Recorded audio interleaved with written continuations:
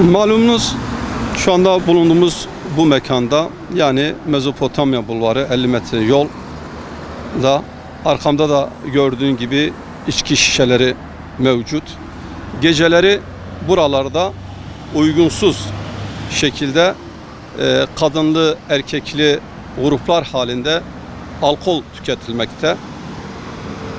Mezopotamya Bulvarı, Stadyum Yolu ve civarı, eski Siverek Caddesi olmak üzere bu alanlarda geceleri uygunsuz bir şekilde alani alkol tüketilmekte.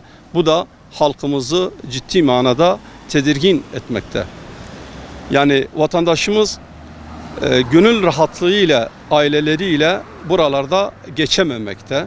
Bırakın yaya geçmeyi, araçlarıyla dahi burada geçmekte imtina ediyorlar. Çünkü her an bir sarhoşun, bir aklı başında olmayan, yani alkolla şuurunu yitirmiş birinin saldırısına maruz kalabilmektedir.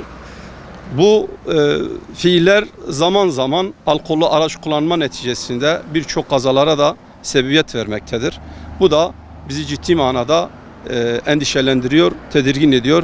Bu konuda vatandaşlarımız da tedirgin. Zaman geçmeksizin bunun önleminin alınması yönünde bize ciddi manada şikayet ve talepler gelmektedir. Biz de Hüdapar olarak halkımızın bu sesine kulak verdik.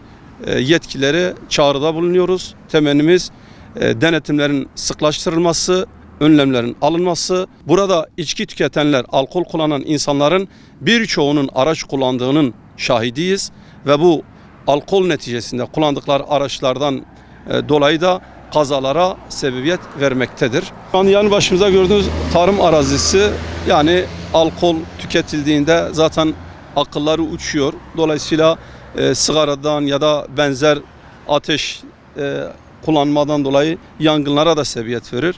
Bu yakın mesafede işte aileler var, yerleşim yerleri var. Vatandaş da bundan ciddi manada rahatsız. Aynı zamanda burada alani bir şekilde, yani masa kurup adeta açık hava meyhanesi şeklinde yüksek sesle müzik dinlemeleri vatandaşın ciddi manada rahatsız olmasına da sebebiyet vermektedir. Bunun önleminin alınması lazım.